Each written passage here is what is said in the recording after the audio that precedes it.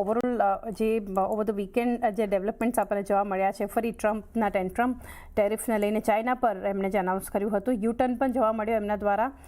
પરંતુ ઓવરઓલ જે handover global markets ખાસો ઘટાડો આપણને બતાવી રહ્યું છે, ક્લોઝિંગ રાદર આપણને જોવા મળ્યું છે. આજે ગિફ્ટ નિફ્ટીના પણ ઘટાડા સાથેના સંકેતો છે. આ વચ્ચે ભારતીય બજાર માટે જે અર્નિંગ્સની એક શરૂઆત થઈ છે એ થોડા પોઝિટિવ નોટ પર આપણે TCSના, ટાટા એલેક્સીના જે રીતે આપણને નંબર્સ આવતા જોયા, બિઝનેસ અપડેટ્સ જે રીતે કંપનીઓ આપી રહી છે, FIs પોઝિટિવ હવે સતત આપણને થતા બતાવી રહ્યા છે. બાકી ફંડામેન્ટલી અત્યારે ક્યાં જોઈ રહ્યા છો આપ ભારતીય બજારને? આપ સૌને very good morning.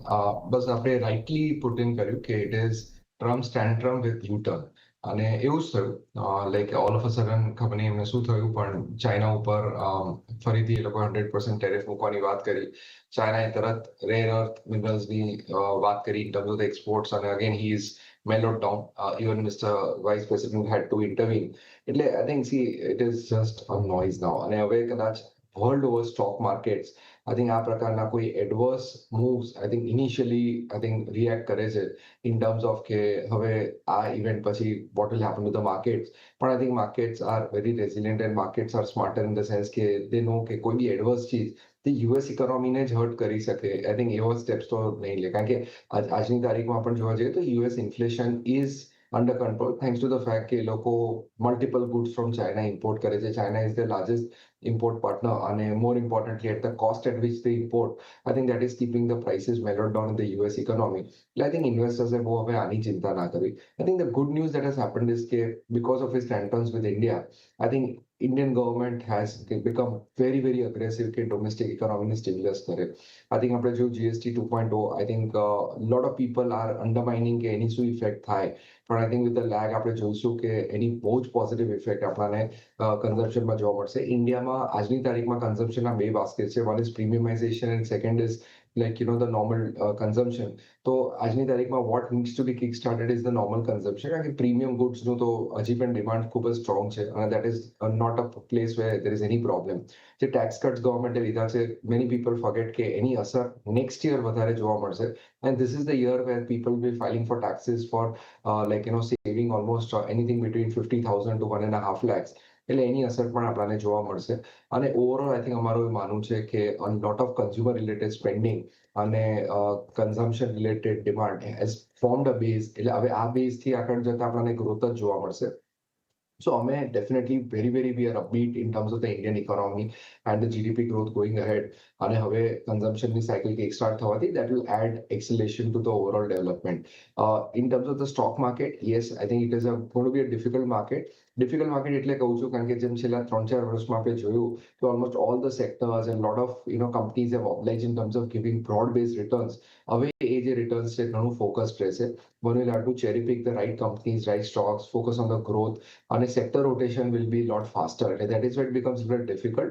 But overall, I think market's point of view, we are not very negative. અને અહીંયાથી અમને લાગે છે કે લાર્જ કેપ્સના વેલ્યુએશન્સ વધારે પડતા એટ્રેક્ટિવ છે, but will be eagerly waiting to see કે મિડ કેપ સ્મોલ કેપના અર્નિંગ્સ કઈ રીતે પિકઅપ થાય છે. કારણ કે જો ત્યાં અર્નિંગ્સ પિકઅપ થાય છે તો I think that is also lot which long term investors should not forget. So I think allocation and more importantly proper portfolio positioning a key driver રહેશે આગળ છે. એક વ્યૂ ઓવરઓલ માર્કેટ માટે અત્યારે એક જે સેટઅપ ભારતીય બજાર માટે અને ગ્લોબલ ફ્રન્ટ પર આપણને બનતું દેખાડી રહ્યું છે. પરંતુ હવે ટેકનિકલી પણ માર્કેટને સમજીએ. આનંદ રાઠી શેર્સના જીગર પટેલ આપણી સાથે જોડાઈ ગયા છે ચર્ચામાં. જીગર, ગુડ મોર્નિંગ, સ્વાગત છે આપનું. અને માર્કેટ માટેનો એક વ્યૂ, સપ્તાહની શરૂઆત તો એક ઘટાડા સાથે એક નેગેટિવ નોટ પર થાય. જીગર, એ સંકેતો છે. ગિફ્ટ નિફ્ટીમાં 100 અંકનું દબાણ છે.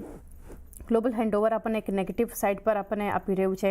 જો કે FIs સતત જે ખરીદદારી કેશમાં બતાવી રહ્યા છે, ઇન્ડેક્સમાં પણ શોર્ટ કવર કરી રહ્યા છે, અને અર્નિંગ સિઝન અત્યાર સુધીની આ ભારતીય બજાર માટે થોડું સપોર્ટિવ ફેક્ટર્સ છે. આ બધા વચ્ચે ટેકનિકલી ઇન્ડેક્સને ક્યાં જોઈ રહ્યા છો અને કયા લેવલ્સ ધ્યાનમાં રાખવા જોઈએ? Good morning ચાંદનીજી.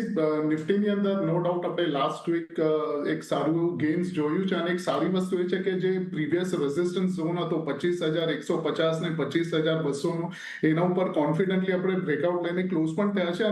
અને જે રીતે આજે ગેપડાઉન દેખાડે છે, નો ડાઉટ કે જે અવરલી ચાર્ટ ઉપર નેગેટિવ ડાયવર્જન્સ થોડો ડેવલપ થયો છે, એના જ સાથે આપણે ગેપડાઉન જોઈ રહ્યા છે. બટ ઓવરઓલ સપોર્ટ હજી પણ 25,150 ને 200 જે છે ઇન્ટેક્ટ છે.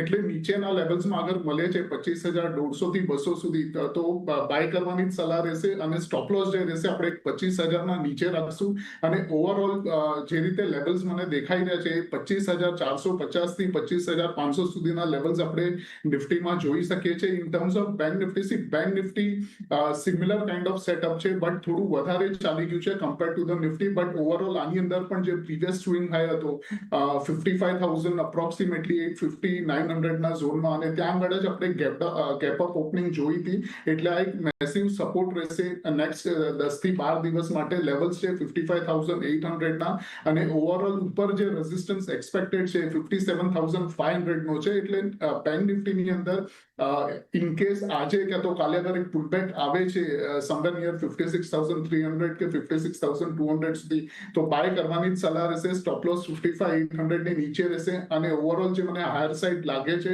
એ 57,300 થી 500 સુધીની એક્સપેક્ટેડ છે બેંક નિફ્ટીની અંદર. તો